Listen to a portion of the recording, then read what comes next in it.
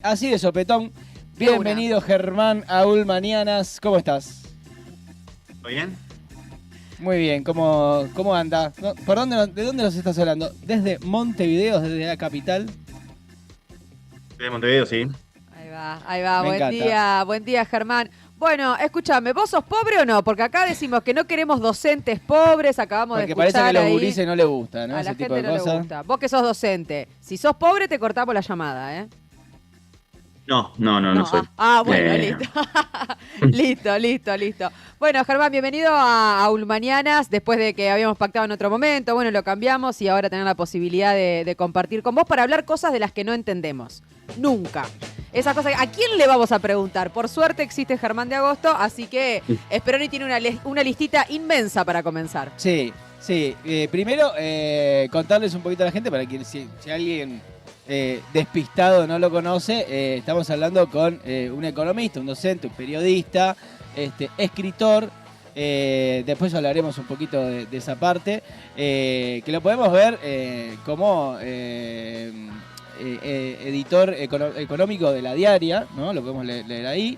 Está en Del Sol, está en MB Noticias y seguramente en algunos otros lugares más que me estoy olvidando.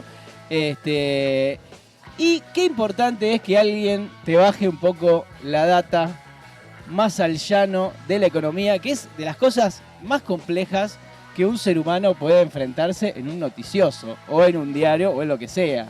¿No es cierto? Calculo que esto no es la primera vez que te lo dicen y te deben tocar la puerta y debe sonar ese teléfono para que desasnes sobre este tipo de temas.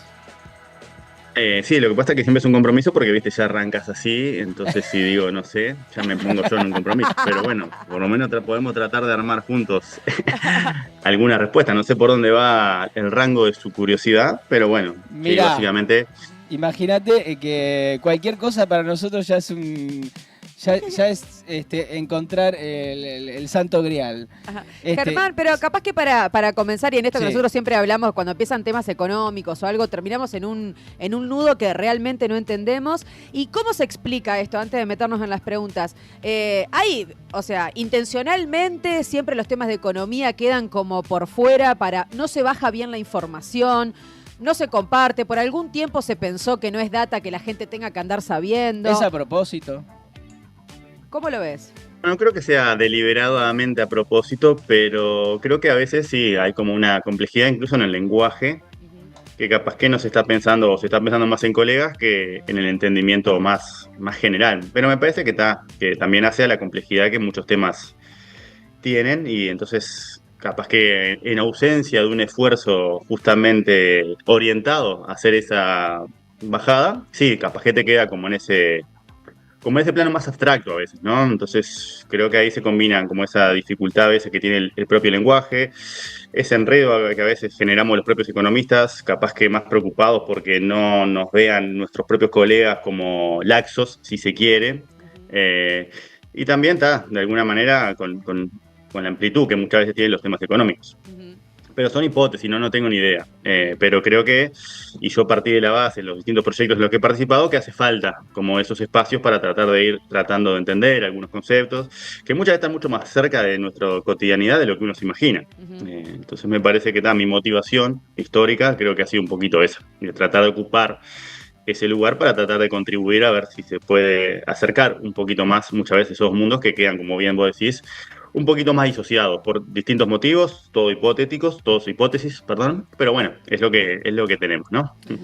Yo quiero decir que Germán nos choreó porque nosotros queríamos empezar a armar Pero un glosario económico. Nos va a cortar. Un glosario económico y de repente él lo empezó a hacer, así que véanlo porque debe cobrar por eso. en el streaming de La Diaria, que creo que empezaste hace poquito, ¿no? A hacer un glosario económico, a bajar a tierra un montón de conceptos. El otro día fue la inflación, que te lo vamos a volver a pedir, obviamente.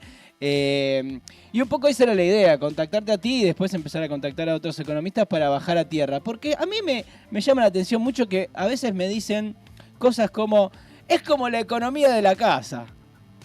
La economía de la casa es re Es fácil. una clásica analogía esa. Es re fácil la economía de la casa. Es como, mirá, me entra tanta plata, me sale tanto, punto. Fin. No tengo que hacer la tasa de no sé qué. y el Gini que me entra por la heladera y el no sé qué. No es la economía de una casa. Por eso yo no entiendo, ¿por qué se termina complejizando tanto? ¿Hay tantos factores que implican en una economía? ¿O eso, volvemos a lo mismo? ¿O hay como una intención de compliquemos, metamos un índice por acá, metamos un índice por allá, y alguien que se lleve una cometín por acá con este índice del otro lado? ¿Se podría simplificar la economía de un país o ya está imposible? Yo creo que puede ser los esfuerzos o profundizar esfuerzos por tratar de fomentar la divulgación de los aspectos económicos para salir un poco de la discusión, que muchas veces tiene lugar en un nivel más técnico entre profesionales economistas y lo que es lo que a todos nos pega, por como decís vos, posiblemente por todos lados, ¿no? Entonces, bueno, a veces es el índice tal, que se mueve entre tal y tal valor y que tiene un rango y un margen de error, pero fíjate que metodológicamente tenés que tener en cuenta. Entonces, muchas veces son como precisiones como que nos autojustificamos para decir, bueno, miren que atrás de esto hay algo que es sólido, ¿no? Capaz que partiendo de la base de que mucha gente ve la economía como una cuasi ciencia o como una ciencia social, como una ciencia blanda. Entonces, creo que el economista tiene más complejos que otros cientistas sociales en torno a las propias limitantes que tiene una ciencia que es inexacta inherentemente, porque es una ciencia social que pretende aproximarse al comportamiento de las personas, en particular el comportamiento de las personas en sociedad para resolver ese problema histórico de asignar recursos escasos para fines múltiples. Pero en definitiva me parece que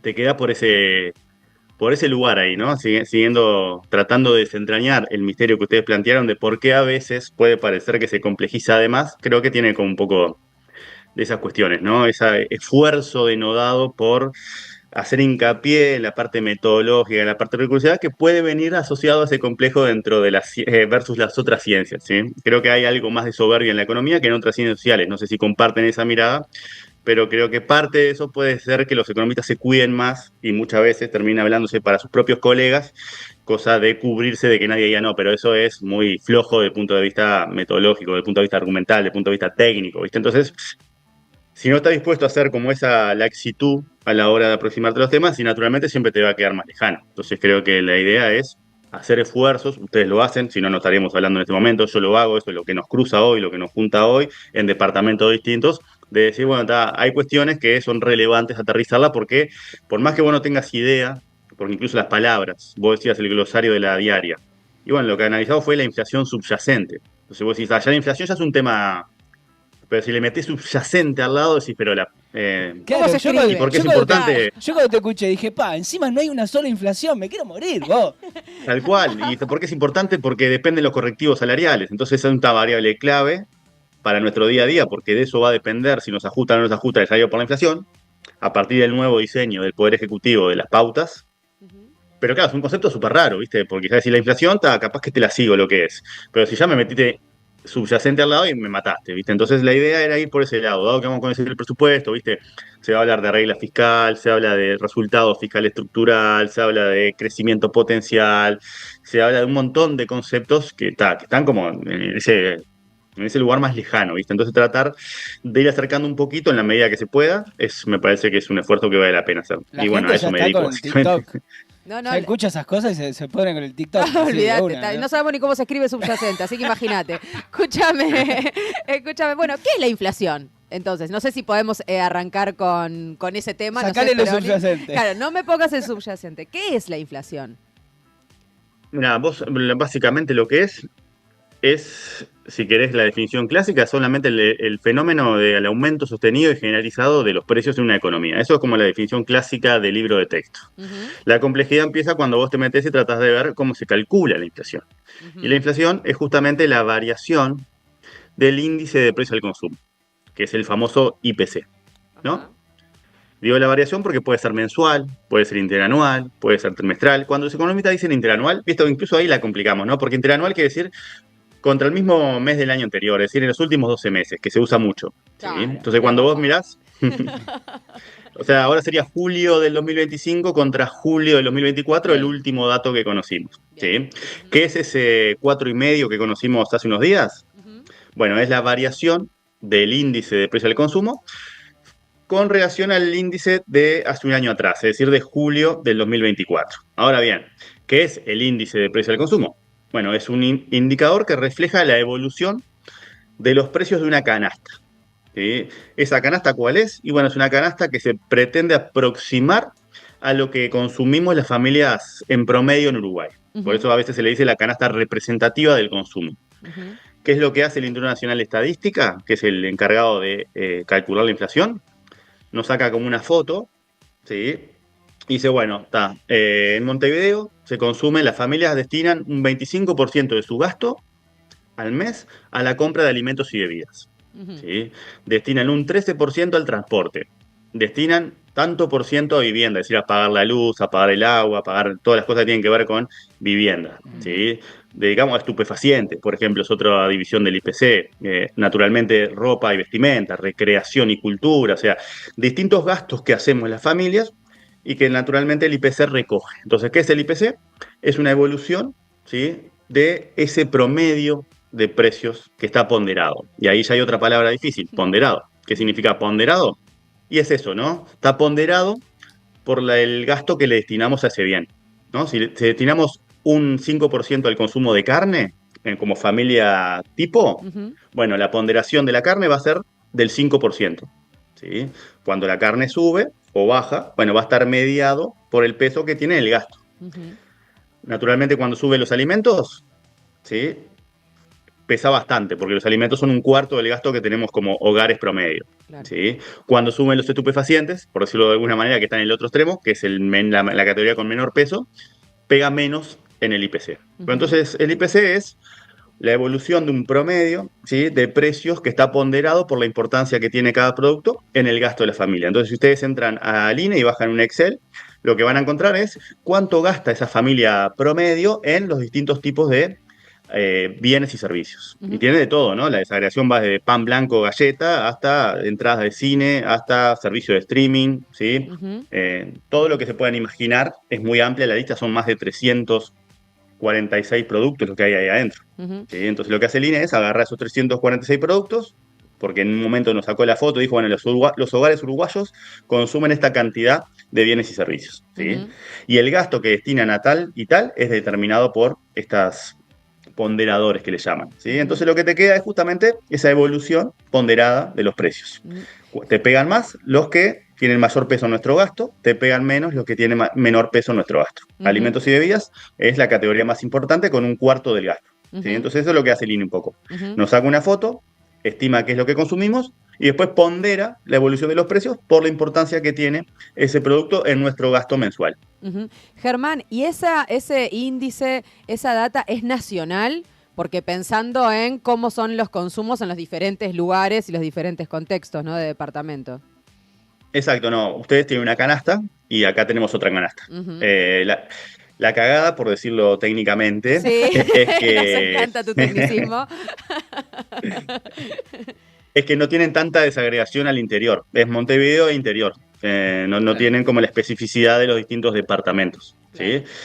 Pero ese es un problema que tenemos todos en general cuando trabajamos con promedios o con hogares representativos, ¿no? En realidad hay un problema existencial para esos pobres hogares representativos y es que nos representan a todos, entre comillas, pero no representan a nadie. Ujú, Claro. claro. Entonces, muchas veces nos pasa eso, ¿no? Nos aproximamos a las cuestiones o a los fenómenos económicos a través de las miradas promedio. ¿Cuál es el salario promedio? ¿Cómo aumenta el salario promedio de la economía? ¿Cómo aumentan los precios en promedio? Pero acá tenemos tres canastas distintas de consumo, ¿no? Ujú, Somos tres, tenemos ujú, tres canastas distintas. ujú, Si ustedes tratan de volver a lo que hablamos sobre qué es la inflación, bueno, o idealmente, si son muy colgados, ustedes podrían calcular su propia inflación.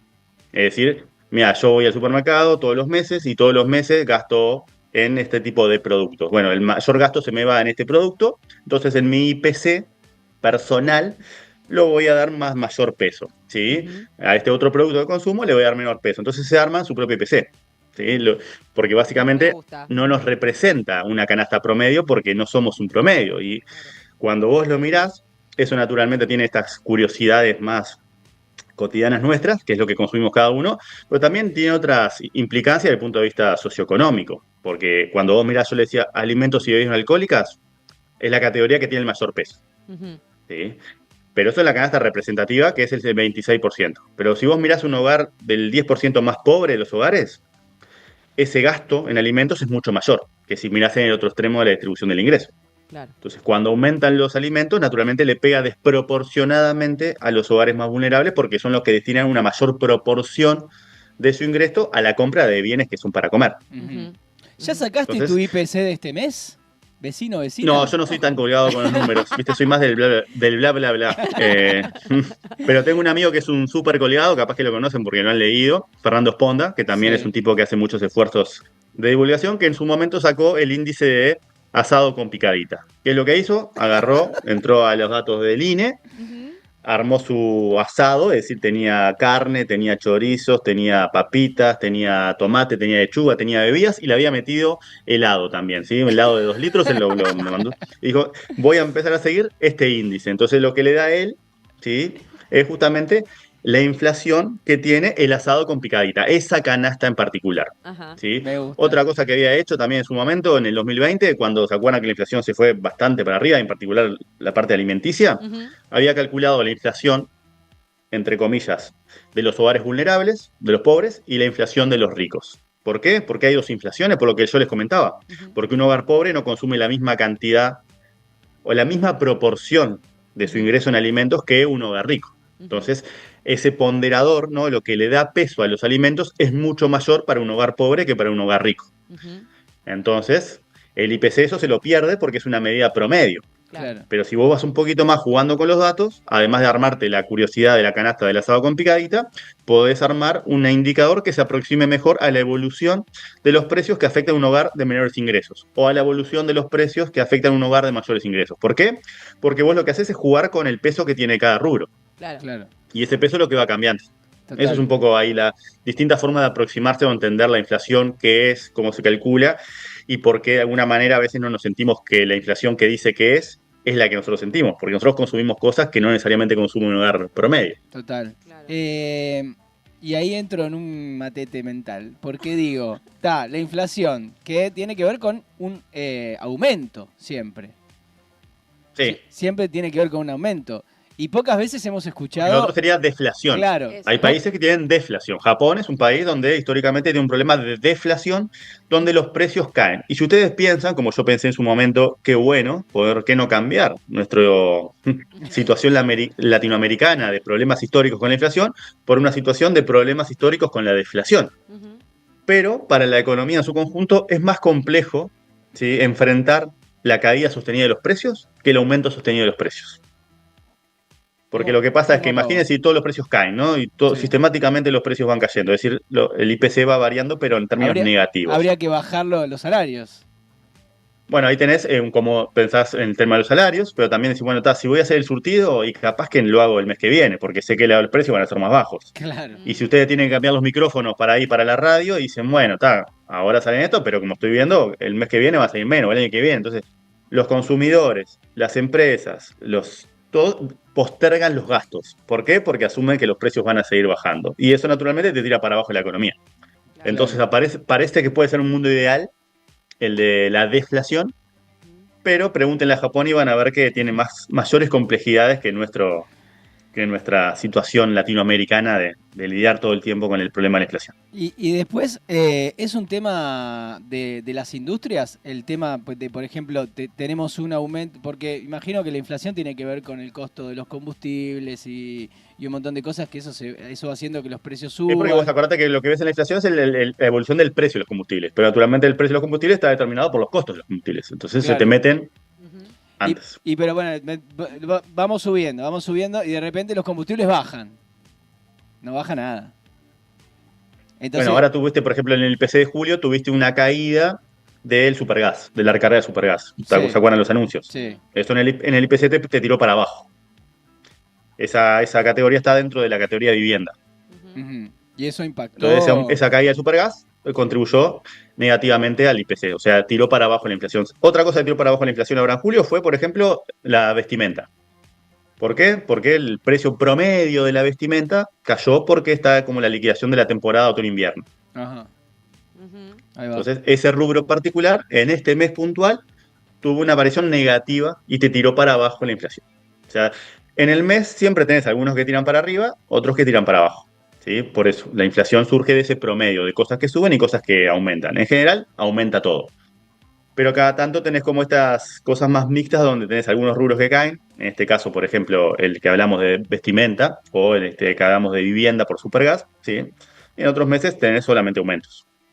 Bien, excelente. ¿Entendido lo de la inflación? Estoy Perfecto. anotando todo acá. Bien. Todo anotando. Excelente. Así que tal, la inflación es más o menos lo que intenta capturar cómo evolucionan los precios de lo que consumimos como familia promedio.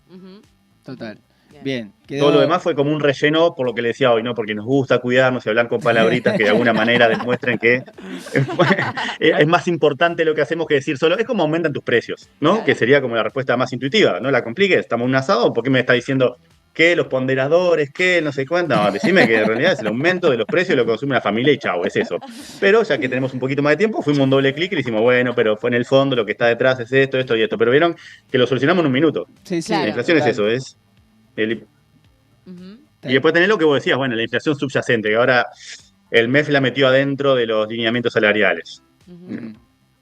Y ahí lo que haces es, agarrás esa canasta, imagina que es esa bolsa que yo tengo, donde tengo esos 360 productos, y empiezo a sacar uno por uno, ¿viste? Saco el boleto del bondi, que está en la canasta, por supuesto, y veo, ¿el precio del bondi tiene un precio estable o tiene un precio que es mucho más volátil?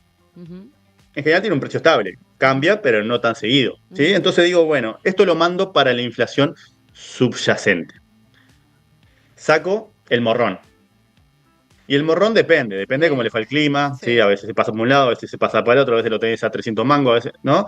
Entonces un precio que hace como así, tiene mucha más volatilidad porque justamente depende de condiciones climáticas que son inherentemente más inestables. Entonces el morrón me lo saco para ahí, digo, no, a este no lo quiero en la inflación subyacente. ¿Por qué? Porque su precio varía mucho. Claro. Entonces sigo sacando, no sé, el precio del streaming de HBO Max. Bueno, en general cambia, pero no tan seguido. Entonces lo meto en la inflación subyacente. Entonces al final, cuando voy sacando esos 367 productos y los voy clasificando, en función de qué tan estables son los precios, es que construyo esa inflación subyacente. ¿Por qué? Porque justamente la utilidad que tiene es que me sacó para afuera frutas y verduras, por ejemplo, porque son volátiles. Claro. Entonces te da una mirada como más de largo plazo de la inflación. Y es por eso que en estos nuevos lineamientos para las negociaciones colectivas, el MEF y el Ministerio de Trabajo decidieron que el correctivo intermedio, es decir, lo que te pueden llegar a devolver si la inflación es mayor a lo que te dijeron que iba a ser, ¿sí? Depende no de la inflación general, sino que nos la complicaron más y dijeron, no, depende de la inflación subyacente. Por eso estamos hablando de ese concepto subyacente de inflación. De vuelta, la versión simplificada de eso es la inflación sin los productos más volátiles. Eso es la inflación subyacente. Acuérdense, siempre estamos trabajando con una canasta y esa canasta la podemos clasificar de distintas maneras, porque yo los productos los puedo clasificar de distintas maneras. Otra cosa que usan los economistas, que es importante para la discusión del atraso cambiario, ver si el precio del producto depende o no depende del dólar. ¿La carne depende del dólar? Claro. Sí, depende del dólar porque es algo que exportamos, es algo que su precio se determina en los mercados internacionales, por lo tanto le llamamos bien transable, es un producto transable. ¿Por qué? Porque se transa a nivel de comercio internacional y por ende su precio está determinado por los vaivenes del tipo de cambio. ¿Sí? El corte de pelo. No, el corte de pelo no depende directamente del dólar. Claro. Entonces se va para los no transables. Y vieron, lo que estoy haciendo es lo mismo. Estoy agarrando esa bolsa de productos y voy clasificándolos en función del criterio que yo determine. En el caso era, si yo quiero ver cómo evoluciona el asado con picadita, es una forma. Si quiero ver cómo la inflación que afecta a los precios de los hogares, que enfrentan los hogares más vulnerables, tengo otra forma. Si quiero ver la estabilidad de los precios, voy a la subyacente. Si quiero ver la dependencia con el dólar, voy a la transable. Entonces, son distintas formas de jugar con los productos que tienen esa canasta representativa. ¿Y cuál sería el producto, bueno, pensando capaz que las verduras, pero el que más se descontrola, que decís, me descontrola todos los números, y cuál es el que menos se mueve dentro de este gran paquete de productos y servicios? Si tuviese que elegir uno de cada. Y bueno, ahí ya, por ejemplo, que dijimos el precio del boleto, que es un precio administrado en algún sentido, ¿sí? Por un lado. Y por el otro, elegir cualquier fruta o verdura que te guste.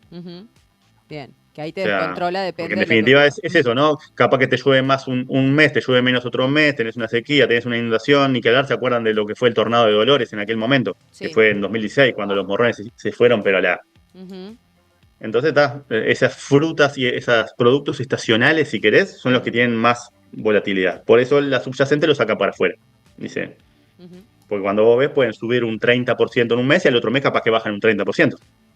porque se van corrigiendo justamente porque en definitiva la estacionalidad y esa dependencia climática hace que un día lo tengas muy arriba y al otro vez lo tengas corregido hacia abajo. De repente te entra don Carlos Gini y te señala con el índice. Conrado Gini, vos sabés que era amigo de Mussolini.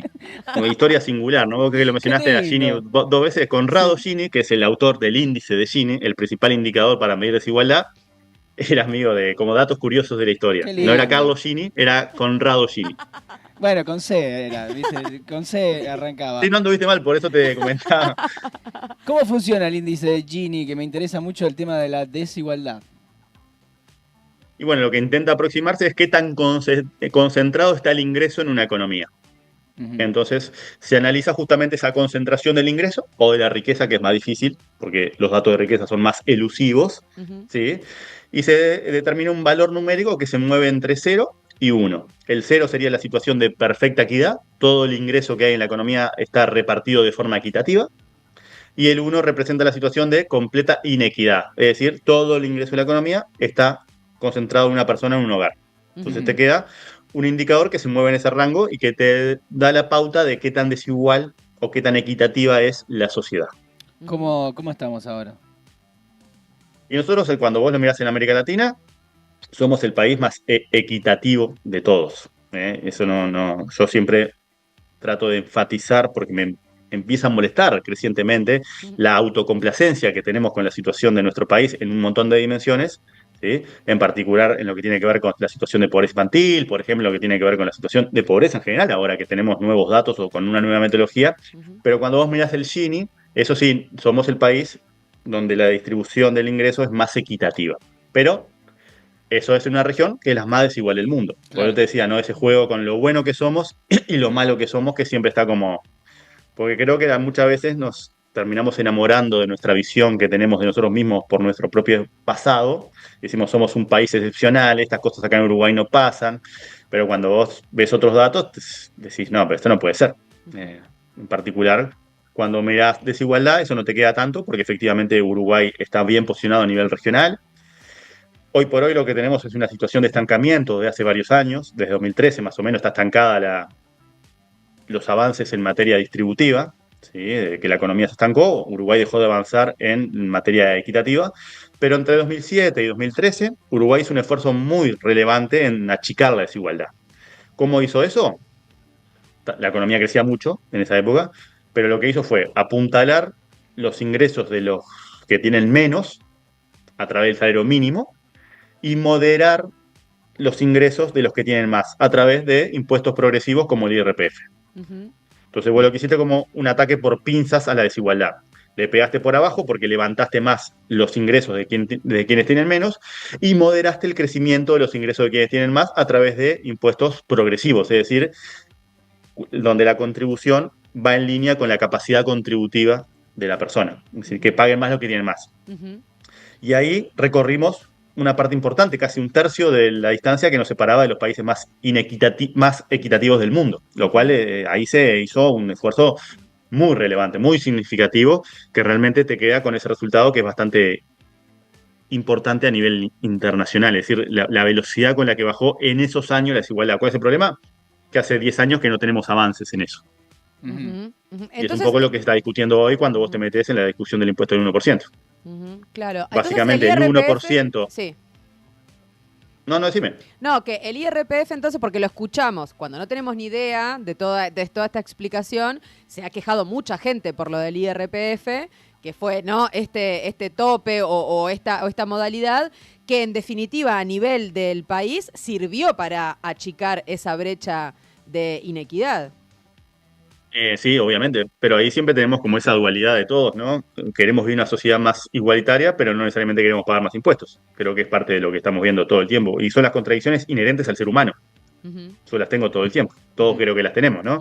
Muchas veces no coincide el audio con el video cuando pensamos en lo que decíamos para la sociedad y lo que estamos dispuestos a hacer para contribuir a esa sociedad. En el caso de los impuestos, eso creo que queda súper tangible y es parte de lo que estamos discutiendo hoy. Entonces, claro, vos decís, bueno, pero el IRPF es un impuesto que se empieza a pagar de un monto bajo, siguiendo los argumentos que vos estás trayendo, ¿no? Entonces termina afectando más a la clase media, si que se quiere. Que es distinta esta discusión de grabar el 1% más rico. Por decir, bueno, está, por decir, bueno, está, ya con un sueldo de 50.000, 60.000 ya pago IRPF. Entonces está. Ujú. Cuando vos ves que lo que está muchísimo más arriba que vos pagan muchísimo menos, empiezan justamente a generar ese tipo de malestares, ¿no? Y por eso es un impuesto súper antipático. Ujú. O fue en su origen, pero cuando vos lo mirás desde el punto de vista de la sociedad, fue justamente una de las cosas que permitió reducir la desigualdad. Y ahí vas a otra cuestión que es filosófica, no es económica. Es decir, Claro. ¿cuánta desigualdad está dispuesta a tener una sociedad? Eso es una cuestión que hoy está muy en boga en el mundo. Tenemos Ujú. un presidente que se define como anarcocapitalista, que entiende que la desigualdad no es ningún tipo de problema. No Ujú. hay un problema con la desigualdad. De hecho, la desigualdad funciona porque incentiva a las personas a esforzarse más. Yo tengo otra concepción, pero esa es mi forma de ver el mundo, mi cosmovisión. Ujú. Acá tenemos tres cosmovisiones distintas interactuando. Ujú. ¿Sí? Mm. Ujú. Entonces, de alguna manera, creo que cuando vos planteás ese enojo, ese malestar histórico que generó el IRPF, tiene que ver con esa dualidad de todos, de decir, bueno, entiendo que esto es lo mejor para la sociedad que yo aspiro, ¿sí? Para que todas las personas puedan tener un mínimo de capacidad de ingerir sobre su propia vida, ¿no? De Ujú. tener posibilidades materiales de ejercer sus derechos, posibilidades materiales de ejercer su libertad, porque pueden ser libres o no, eso en función de cuál es su situación material, no solamente de que el Estado venga y le diga que tiene que pagar impuestos o que tiene que ahorrar para la jubilación o que tiene que ponerse cinturón de seguridad. Ujú. Hay otro montón de cosas que naturalmente habitan en el plano de la filosofía y por ende nunca vamos a llegar a una verdad revelada. Entonces siempre va a generar ese escozor, ese tipo de discusiones, porque en el fondo hay muchas cosmovisiones en función de cuál es la desigualdad que es tolerable para una sociedad, cuál es el nivel de pobreza que es tolerable para la sociedad, ¿no? Entonces, como uruguayo tenemos preferencias históricas por nuestra propia historia, ¿no? Que en general tienen que ver más con una intervención del Estado por nuestro ADN ballista, supongo que es. Ujú. ¿Sí? Es distinto a otras, pero lo que voy es que muchas veces justamente lo que está detrás de cómo las personas nos paramos frente a los impuestos, en particular cuando nos afecta, tiene que ver con cuestiones que no son necesariamente económicas, sino que son inherentemente filosóficas. Totalmente. Y ahí se me abre una ventana enorme y puertas por todos lados, porque justo una de las preguntas que te iba a hacer es, ¿no? Bueno, ¿cómo, si hay una manera de reducir la cantidad de bibliotecas, por ejemplo, con respecto a... ¿era una Ferrari último modelo andando lo que dejó el gobierno anterior? ¿O una Ferrari fundida? ¿O hay manera de encontrar de manera técnica, bueno, Objetiva. o lo más objetiva que se pueda, cómo estaba el país o cómo está el país ahora? ¿O siempre tiene que ver con la biblioteca del economista que haga el diagnóstico? Sí, porque tiene que ver con los énfasis que vos pongas a cada problema o a cada mejora, ¿no? Vos podés enfatizar todo lo que es bueno y sacarle importancia a todo lo que es flojo, o al revés, en función, en este caso, como vos señalás, de cuestiones más políticas, ¿no? Bueno, es mi gobierno, entonces yo voy a hacer más énfasis en esto, en mi otro gobierno, que es lo que muchas veces termina contaminando, pero cuando vas al plano estrictamente técnico, yo creo que en definitiva es como, viste, cuando mirás al cielo, ahí ustedes son privilegiados, ¿no? Pero vos podés estar viendo una determinada constelación, ¿sí? Mirá, ahí está, y yo puedo estar mirando otra, ¿no? Mirá, ahí está Capricornio, sé que el tema es que en mis sesgos, ¿sí? En mis propios sesgos, yo ato esos puntos y veo a Capricornio en las estrellas que yo estoy viendo. Pero eso no quiere decir que vos no estés viendo a otra, ¿sí? Que hayas atado esas estrellas con tus líneas mentales, que justamente responden a tus propios sesgos. Todas las estrellas están ahí. Simplemente que yo, por mis propias, de vuelta, cosas más personales que tienen que ver con esa cosmovisión, que tienen que ver con esos propios egos, que tienen que ver con esas creencias, uno, algunas estrellas y puedo ver determinadas constelaciones y vos unís otras estrellas y vas a ver otras constelaciones. Pero eso no quiere decir que las estrellas no estén ahí, están ahí. Además que yo, por X motivo, que puede ser más de intencionalidad política o algo más propio de sesgos personales, termino viendo determinados indicadores o haciendo énfasis en determinados indicadores y vos en otros. Entonces, cuando vos mirás, era una Ferrari, no era una Ferrari, y bueno, aterrizás ahí y vos tenés, solamente para jugar argumentalmente, ¿no? Mm. Que es un poco lo que vos estás proponiendo. Alguien te puede decir, como te puede decir, mira, el gobierno, a pesar de todo el énfasis y todo lo que fue la bandera del déficit fiscal y de la regla fiscal, ¿sí? Llegó a un punto donde el déficit era igual o peor que el que tenía el gobierno anterior. ¿Sí? Y eso lo podés comprobar justamente en los datos, vas a los datos, Ujú. ¿sí? Acuérdate que tuvo esa discusión de, bueno, pero hubo gastos que se postergaron y hubo ingresos que se adelantaron. ¿Vieron eso que fue lo que saltó a lo último, Sí. ¿no? Que fue parte de la discusión de la herencia. Y cuando vos asumís y ponés todos esos gastos que se postergaron y esos ingresos que se adelantaron, y te queda un déficit fiscal del 4,6%. Este es un nivel objetivamente alto. ¿Sí? Entonces yo te podría decir, bueno, sí, la herencia realmente fue re pesada, te deja con un déficit de 4,6% y eso te limita la capacidad de poder promover políticas para atender las necesidades y las prioridades que programáticamente el gobierno tiene. ¿Sí? Y ahí hay indicadores objetivos que te muestran un deterioro fiscal, ¿sí? Que fue producto de un incumplimiento de la regla fiscal, que fue como ese mecanismo que se creó en la LUC para decir, che, hay que reducir la discrecionalidad en el manejo de los gastos públicos. Eso fue más intención que algo real, porque en el último año, que es el año electoral justo, se incumplieron todos los pilares. ¿Sí? Pero después me paro en el otro lado y vengo con otro argumento técnico del otro lado y te digo, sí, pero mirá, hoy Uruguay paga la menor tasa por endeudarse de su historia. ¿De qué depende la tasa de endeudarse? Del riesgo que se perciba. Y ese riesgo muchas veces está atado al déficit fiscal. Entonces, otro economista de otra cosmovisión, si querés, en lugar de hacer énfasis en el elevado nivel de déficit fiscal, hace énfasis en el reducido riesgo país. Claro. ¿Sí? Y te dice, si lo fiscal fuera un problema, los mercados te castigarían y te pedirían más tasa para prestarte. Entonces ahí tenés como dos indicadores objetivos, el nivel de déficit fiscal y el nivel del riesgo país, que te muestran dos fotos distintas. O de vuelta, o te podría decir, bueno, las calificadoras de riesgo le mejoraron la calificación crediticia a Uruguay. ¿Eso hubiese pasado si esto fuera un relajo fiscal? ¿No? Entonces también ahí hay un argumento técnico que dice, bueno, ¿cómo te califican las calificadoras? ¿Mm? Que de vuelta, no a veces te da la cuerda de lo indignante que es a veces, ¿no? Cuando siempre que hablo de las calificadoras, pues, que fueron partícipes de lo que fue el quilombo de lo financiero del 2008 y seguimos todos mirando qué es lo que nos dicen, cómo nos evalúan, qué hay Claro. que hacer para que no nos vean, ¿no? Esas cosas que Claro, es lo que uno exasperan, dice, ¿viste? bueno, pero también, ¿cuál es la relación entre las calificadoras y los actores del gobierno? Para que te califiquen de tal o cual manera, digamos, más allá del numerito o de realmente las finanzas del gobierno, ¿no?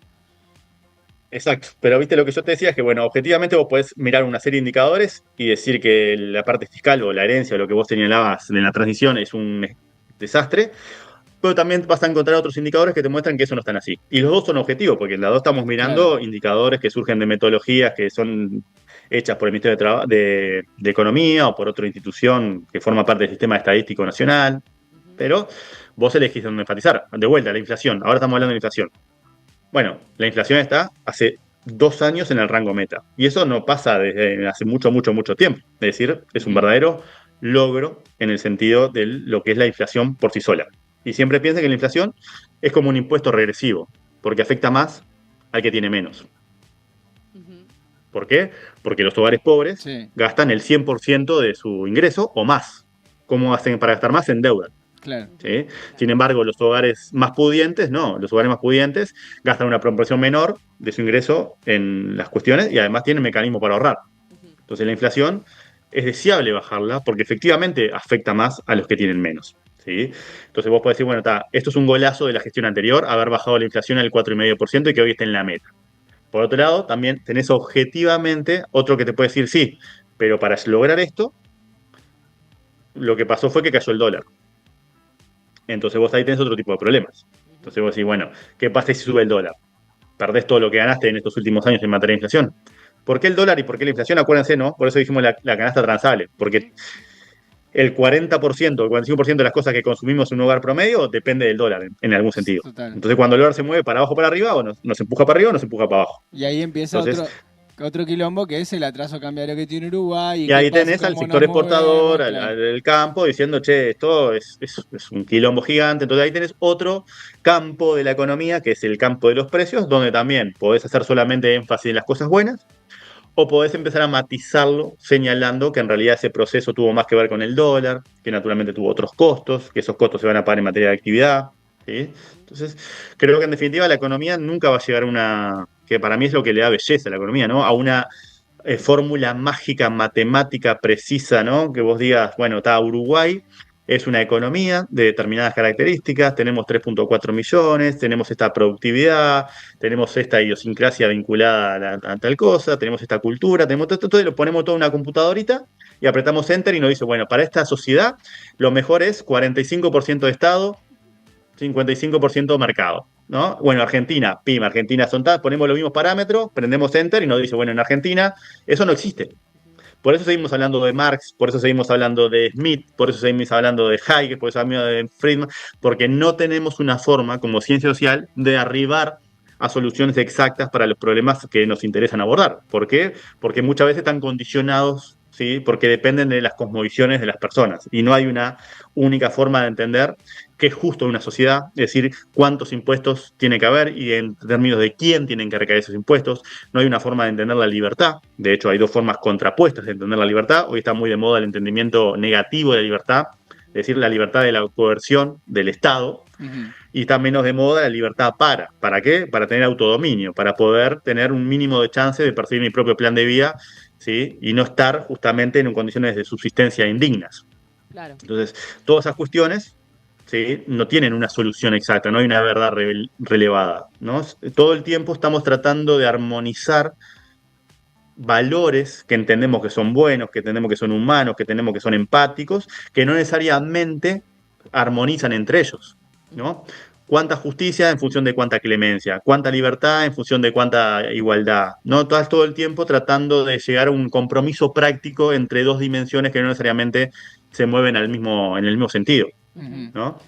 Escuchar a Yo alguien creo que decir, es lo que eso es lo bello de la economía, no esperaba que me pase. Porque esto depende si te gusta problematizar, si te gusta justamente de estar todo el tiempo analizando ideas para ver, bueno, ahora me voy a poner de este lado y voy a tratar de entender cómo ven el mundo los libertarios. Bueno, ahora me voy a poner de este lado y voy a tratar de ver cómo ven el mundo. Si te gusta ese ejercicio intelectual, creo que la economía te permite moverte dentro de eso. Obviamente, si vos sos un tipo con un perfil más ingenieril, si querés, no, a mí dame una respuesta exacta, a mí no me venga con, bueno, pero Marx decía esto, pero en esto no, pero depende de cada uno. A mí para lo bello me parece porque me gusta justamente habitar el plano de lo abstracto y las ideas y tratar de entender cómo se van formando, cómo van mutando.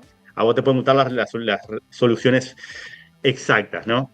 Eso es un tema de cómo cada cual. Por eso yo decía lo bello claro. para mí de la ciencia económica. Total, por algo sos economista y yo... Actor. y yo actor, digamos, total. Bueno, y eso me abre la puerta a tus dos libros, ¿no? La economía no es otra cosa que una estructuración semi-razonable del sentido común. Toma. Que a veces se complejiza el pedo, ¿no? Sí. Pero en definitiva, no es. Total. Ahí tenés otra forma me gustó.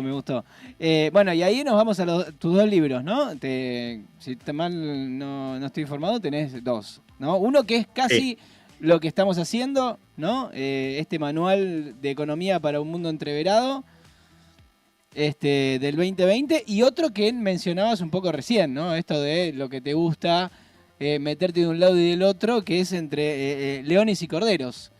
Ese es el último. Que salió en el 2024. Contanos un poquito de ese libro, porque no es solo un libro de economía así normalito, sino que te metiste en un cumpleaños ahí. Sí, porque también lo utilicé como yo mismo, como un ejercicio terapéutico para ayudarme a procesar muchas cosas que estaba atravesando, en particular en términos, por ejemplo, de el grado de autoexplotación, ¿no? Cuánto trabajo, cuánto destino a familia, cuánto destino a amigos, todo ese tipo de cosas que justamente nos atraviesa porque es la asignación del recurso más escaso que tenemos los seres humanos, que es el tiempo, ¿no? Cómo compatibilizás tu vida con el trabajo, todas esas cuestiones. En particular también tenía la cuestión de la paternidad. Iba a ser padre, no iba a ser padre. O sea, tenía como un montón de ruidos en la cabeza personales, ¿no? Nada que ver con la economía. Spoiler, fue padre. Y después fui padre, pero no me enteré mientras estaba escribiendo el libro, fue toda la discusión a nivel pareja y entonces todo eso estaba atravesado por el intento de entender, de darle un sentido al surgimiento de un personaje como Javier Milei. Entonces lo que hice fue escribirlo como una suerte de diario personal, en el cual simplemente le voy contando al lector lo que estaba, ¿no? Como me duermo en el sillón todos los días, jugando al play, colgado, fumando marihuana, o sea, pensando en estas cuestiones, cuando camino lo que pienso, todas estas cosas que estamos diciendo, ¿no? Las contradicciones que uno tiene, todas esas pero en el fondo tenía que tener un objetivo que no fuera eso. Entonces, eso funcionó como un hilo argumental, pero básicamente, al escribirlo de ese registro personal, como si fuera un diario de lo que estoy haciendo, lo que me permitiera aproximarme más lúdicamente al fenómeno Javier Milei, al fenómeno del anarcocapitalismo, cómo se puede entender un mundo sin Estado. Entonces, en ese delirio por el cual siempre termino ahí en el sillón, dormido, mirando, scrolleando en redes sociales, viste que te aparece cada tanto Milei gritando. Entonces, fue tratar, bueno, ¿quién es este loco? Voy a tratar de entenderlo, y así fue como que voy compartiendo ese viaje de entendimiento con el lector. Y a su vez le voy contando en el medio todas esas reflexiones atravesadas en el plano más personal. Pero la idea era tratar de entender cómo puede surgir una persona como él y qué es lo que piensa una persona como él. Y para eso, naturalmente, lo que hice fue, en ese delirio de sofá, cuando me dormía, aparecía en un cuadro que a mí me gusta mucho, que es un cuadro de Los Noctámbulos, de Edward Hopper, que es no sé si lo vieron, pero es como una cafetería que se ve afuera. Entonces decía, bueno, cualquier persona puede estar en esa cafetería, en particular los muertos. Entonces, ¿por qué no me puedo dar cita ahí para hablar con Smith, con Adam Smith? ¿Por qué no me puedo dar cita ahí para hablar con Keynes? ¿Por qué no me puedo dar cita ahí para hablar con Marx? Entonces, un poco la lógica era esa. Son conversaciones imaginarias que tienen lugar en ese café, con esos filósofos que de alguna manera ayudan a entender la forma en que nuestras cosmovisiones en torno al Estado, al mercado, a la justicia, a la libertad, van justamente saltando de un concepto a otro. Entonces quedó como una cosa súper rara, que vos lo definiste bien como en un cumpleañito, pero es eso, es como un viaje de exploración personal compartido con el lector, que tiene como motivación entender ese fenómeno. Entonces voy recorriendo de lo más derecha hacia la más izquierda esa forma de entender el rol del Estado. Por eso arranca con el anarcocapitalismo, conversando con Murray Rothbard, que es el referente libertario que siempre menciona Milei, y termino en el otro extremo con Marx. En el medio hay otros, ¿no? Liberales más clásicos, progresistas. Entonces, tratar de entender cómo esas ideas en torno a esas cuestiones, impuestos, libertad, justicia, convivencia, pluralidad, recepción, limitante de la economía, todo, van quedando un poquito. Entonces queda una cosa rara, que es un libro extraño, pero a mí me ayudó mucho a escribirlo porque ya te digo, tenía como toda esa carga de cuestiones personales que no dejan de ser filosóficas también. Total. Entonces quedó como Sí, esa preocupación por la desigualdad, ¿no? Por lo que estamos viendo, cómo el mundo ahora se está concentrando en las tecnológicas, cómo aparece un tipo como Donald Trump, todas esas cosas que uno en el sillón, ¿sí? O ustedes de su programa, o cuando estamos pensando en otra cosa mientras cocinamos, te empiezan a hacer ruido, ¿viste? Entonces fue solamente contar al lector que a mí también me está pasando eso, y eso le iba poniendo como ese contenido más teórico. Entonces quedó como ese cumpleañito que vos decís. Una catarsis linchesca técnica, podríamos decir. Ahí va. Sí, exacto. Muy interesante, la verdad, ¿no? que... ¿Cómo haces para que al justificar la venta de órganos, ¿no? ¿Qué tipo de argumentos tiene una persona para decir se pueden vender los órganos? ¿Qué tipo de experiencia ha habido? O sea, todo ese tipo de cuestiones que hoy escuchamos y que a veces nos dejan como, oh, ¿a dónde va el mundo? Bueno, fue como tratar de compartir un poco de mi pesimismo para procesar ese pesimismo, ¿no? Que ese pesimismo naturalmente atraviesa también tu decisión personal de cómo si traes o no traes hijos del mundo. En definitiva, es parte de ese tipo de cuestiones, por eso se meten esas cuestiones también en el libro. Muy interesante. Pero bueno, la anécdota es que al final lo terminé y a los 2 meses me enteré que iba a ser padre. Sí. Bueno, faltaba eso, faltaba desahogarte, tenías que Pero quedó desahogarte. exacto, faltó esa catarsis compartida con el lector. ¿Y crees, después de toda esta catarsis, porque bueno, estabas viendo si ibas a tener un hijo o no, lo tuviste, y estábamos pensando, ¿qué pasa con Milei? Esperemos que no pase La 2 Libertad meses Avanza después. ya claro, se hizo partido en Uruguay. ya está acá en Ya lo Uruguay, tenés acá. claro, entonces, que no sea la culpa de tu libro. No, pero vos crees que es Al viable. revés, yo creo que es un alegato en contra, ¿no? Contra. ¿Crees que es viable, que es posible, en todo este marco de Capricornio y todo lo que venimos hablando de cada cosmovisión, que exista ese tipo de referencias acá en Uruguay? Y bueno, ya la ves, ¿no? El año pasado creo que fracasaron al llenar la firma, ahora hace unos meses también, porque y ahora sí.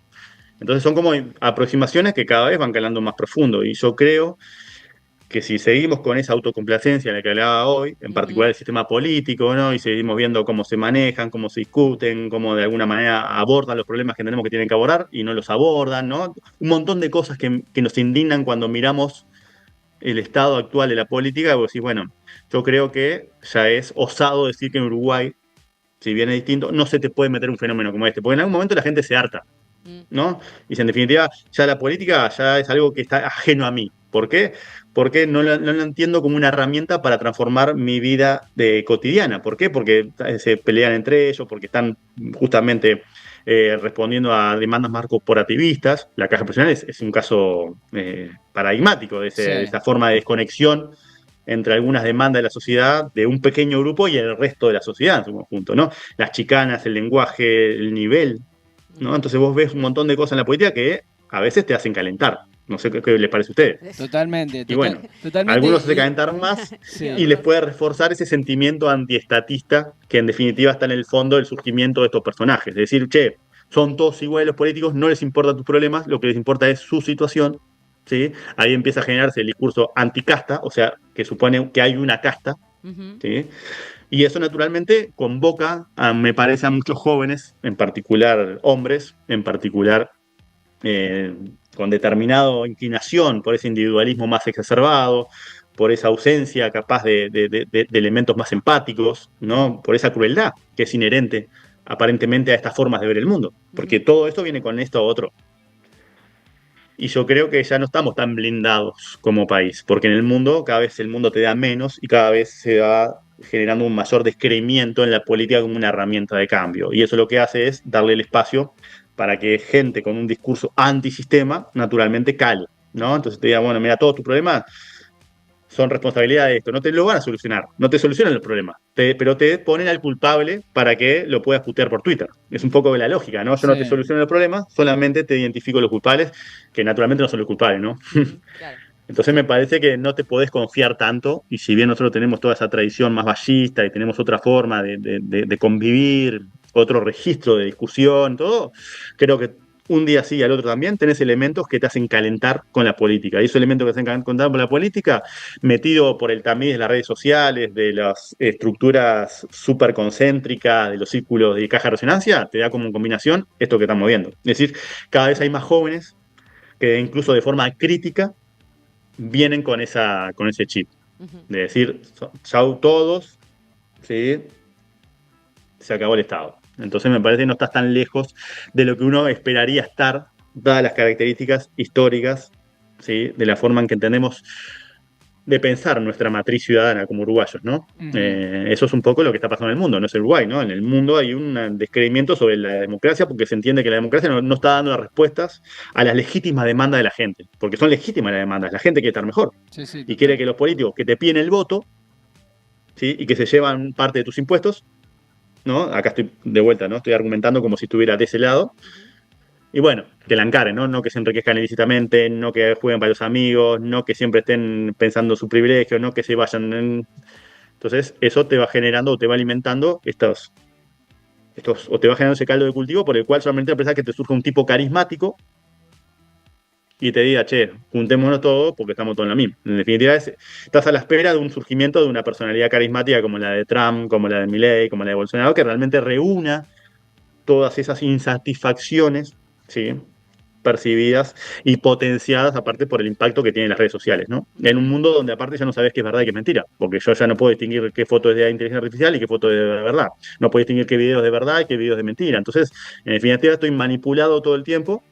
Y las redes sociales y la tecnología, que es lo que permite hacer todo eso, está cada vez en manos de menos personas. Por eso hay quienes hablan de que estamos asistiendo a un nuevo sistema que no es el capitalismo. El capitalismo murió por un propio parásito, el capitalismo, que es lo que llaman feudo o tecnofeudalismo. Es decir, pasamos a un sistema más feudal por el cual los señores feudales son los gigantes tecnológicos. Total. Y los capitalistas tradicionales ahora son vasallos. Es decir, para vender algo, vos tenés que pasar por el espacio virtual de Jeff Bezos. Entonces, claro. Jeff Bezos es el señor feudal y los tradicionales capitalistas que producían para sacar un beneficio, ahora pagan un peaje para vender a través de Amazon, ¿no? Total.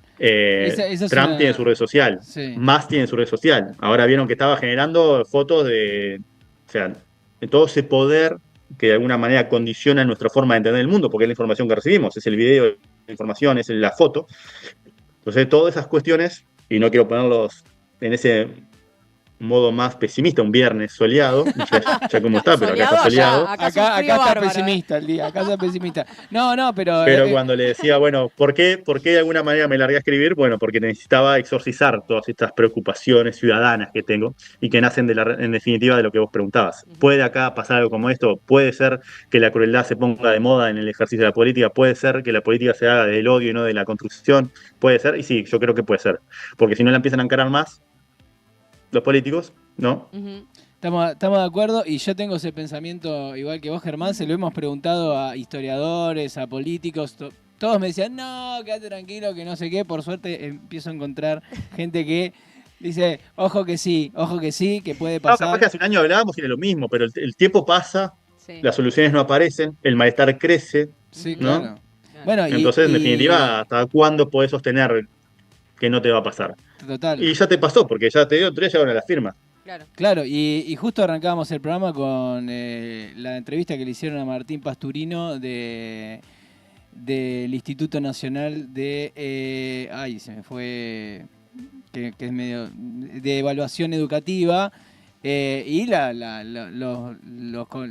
los pensamientos de los gurises, ¿no? De los adolescentes que cada vez rechazan más a la diversidad, cada vez rechazan más a las ideas de la igualdad de género, que estamos tenemos como cierta involución en esta integración de los más jóvenes, ¿no? Como los más Es jóvenes son paradójico, cada vez porque son más jóvenes. Claro, los más jóvenes No son todos los cada más vez más jóvenes, creo, ¿no? Si los reaccionarios. segmentaste, queda hombres jóvenes, Claro. Total. pero naturalmente que ven amenazado de determinadas formas que ellos entendían cosas y que la reacción es justamente esa virulencia al entender que hay un enemigo que está responsable de todo eso. Total.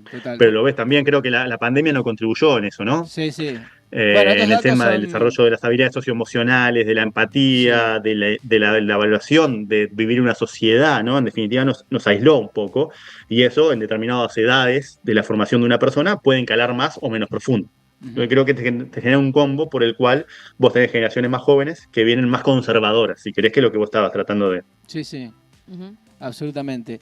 Te vamos a tener que llamar otro día, Germán, porque Nos primero quedaron 80 temas afuera. sos una persona que tiene que ir a trabajar, tenés una familia que atender. Estás re pesimista hoy encima.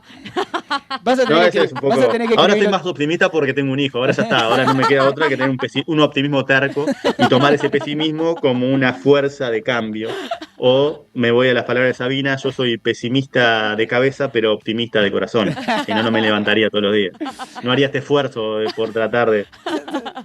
Estamos en esa. Eso surge de ese motor productivo del pesimismo, si quieres. Estamos en esa. Bueno, después coordinamos a ver si tenés algún ratito en algún otro momento. Te vamos a dejar descansar después de tanto hincharte para que salgas y charles con nosotros. Porque hay un montón de cosas como la herencia, el IVA. No, el 1%. El 1% la para el 1%. jubilación. Y, ta, El libro. Pero hoy ya sentamos un poco las bases Sí. para la próxima, ya Sí. de ir directamente a lo del 1%. Claro, Perfecto. el libro, ¿dónde lo podemos conseguir la gente que estamos en el interior? Mercado Libre, Que no estamos en Montevideo. Y debería estar en cualquier librería, sí, yo creo que tiene alcance nacional. Ujú. Bien, y nosotros que somos actores y directores de teatro, ya que eso es una ficción y una cosa, ¿Se ¿podríamos podría llevar? ¿Lo hacer estás una pensando? movida y hacer algo escénico? Y para mí yo siempre lo pensé de alguna manera porque en definitiva tenés la escena, que es básicamente la cafetería del cuadro de Hopper, Ujú. Patente y lo que pendiente. tenés son discusiones sobre temas que para mí son de interés general, porque es eso, son de interés ciudadano, no es la inflación. Es la libertad, es la justicia, Ujú. es la forma de convivir. Entonces son como discusiones con esos muertos, si querés, con esos muertos notables. Entonces me parece que es súper ficcionable, digo, de hecho es una ficción naturalmente, que se puede poner en escena. Eso me encantaría que algún día suceda ¿Quién algo te así. gustaría que sea Germán de Agosto? No, que esté de espalda nomás, que solamente se vea de espalda, que es como lo ves en la cafetería, ¿viste? Ahí va. En Sí, la sí, cafetería, o sea, si se ve en el cuadro ese que les digo, van a ver que está el mozo, el camarero de frente, Sí, hay dos de frente, sí. pero hay uno Y que está hay de uno que espalda, está que de es espalda. el que yo imaginé que iba a ser. Perfecto. Al lado van apareciendo estos muertos. De hecho, lo hicimos un poquito en TV Ciudad, que hicimos un programa llamado Moneda Corriente que tenía como el objetivo es este, ¿no? Tratar de acercar la economía y tenía una sección donde resucitábamos muertos. Vino Friedman, vino Aristóteles, para tratar de entender el dinero, la inflación, esas cosas. Y eso lo hicimos con actores de la EMAD. Ujú. Muy bueno, Bien. muy bueno. Fueron actores que Muy hicieron y interpretaban los muertos. Entonces Claro. eran los vestíamos cosas y hablaban. Muy bueno. Creo que es muy un buen interesante. recurso didáctico, ficcionar ese tipo de cuestiones, ¿no? Y tratar de levantar un muerto para que te cuente qué pensaba. En lugar de decir, bueno, tal pensaba, es traerlo y conversar con él como si estuviéramos ahora en el año 2025 y yo te esté preguntando, vos, Marx, ¿cómo ves esto? ¿Cómo se armó este quilombo? Ujú, Mm. ujú. La verdad que sí. Bueno, tremendo desafío, Bueno, ¿eh? ya está. Ya está. Te va a llegar el contrato entonces para que firmen los derechos de autor. Y lo presentamos. Y lo presentamos. Y nos encantaría que en algún momento nos vengas a visitar por acá también, tal vez poder charlar esto, abrir un poco más el tema a partir del libro, que me parece que, no, por más que no lo haya leído, esto que venís contando es como, bueno, te genera una idea, unas ganas ahí de poder meterte en temas que capaz que los ves en otro lugar y no te interesa, o cuesta un poco más entrar. Así que también te invitamos a que nos puedas visitar por acá, por Punta del Diablo, en algún momento. Obvio, mi tío vive ahí, así que Opa. Listo, ya está. Perfecto, entonces, ¿Quién coordinamos... ¿Quién es tu tío? ¿Quién es tu tío? ¿Quién es tu tío? ¿Quién es tu tío? ¿eh? ¿Quién es tu tío? Rafa Villanueva. Rafa Villanueva. Mira, vive en la esquina de casa. Ah, mira. Increíble. Ahí está, mira. Increíble. Se mudó. Siempre fue su sueño mudarse para ahí Sí, y lo en Playa logró Grande, hace sí. unos meses. Sí, sí. sí, Bien, ahí mira, está. Lo listo. tenemos. Se viene la Perfecto. casa del tío. Perfecto. Listo, genial. Germán, un crack, la verdad. Coordinamos para poder charlar en otro momento sobre el 1% y un montón de otras cosas que estamos conversando, pero de verdad poder bajar un poco entre más descontracturado temas que si no les prestamos atención también empezamos en una rosca que terminamos diciendo y votando cualquier cosa, ¿no? Si no incorporamos ahí, se nos viene Milei. Sí. Sí, sí y no, te meto en un quilombo. ¿Hay dictadura en El Salvador ahora o no? No, yo trato de ser muy selectivo con los temas de los que hablo y esa selectividad viene de la información con la que cuento, ¿no? Para tener una opinión formada y en este caso No vamos a no opinar. la tengo. No vamos a meter Así en que si tu me quilombo. permitís el paso, Sí, te lo permito. creo que me lo totalmente. merezco hoy. Sí, absolutamente. Paso porque no tengo una opinión de todo. Ah, es un tema que estamos preguntándole a los que lo entrevistamos, pero está. Vale el paso, vale el paso. Uno tiene que, viste, ese mundo tan abrumador, es toda esa información de una, como Sí. instinto de autopreservación, uno elige, ¿no? Y invisibiliza cosas. Si no, creo que perderíamos la cordura porque es demasiado lo que Claro. hoy por hoy estado del mundo y todas las cosas malas que estamos recibiendo, si no lo conscientemente o inconscientemente no lo apartamos. Quedó clarísimo. Perdemos, Quedó clarísimo. Perfecto. Gracias, Germán. Gracias. Te mandamos un abrazo grande. Abrazo, chao, chao. Chau, chau. Ulma.